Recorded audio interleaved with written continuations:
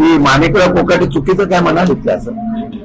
मला वाटतं की त्यांनी सांगितलं की सरकारकडे पैसेच नाही. सरकारने आज 2 महिन्याच्या अगोदर बजेट दिल्यानंतर 56,000 कोटीचं जर सप्लिमेंटरी बजेट काढलं असेल तर सरकार कर्जबाजारी चाललेलं आहे. आणि मग शेतकऱ्यांच्या कर्जमाफीच्या ऐवजी वेगवेगळ्या प्रकारच्या योजनेला त्या ठिकाणी पैसे देत आहेत.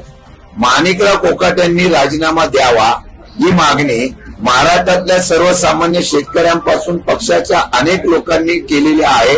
आंदोलनं होत आहेत.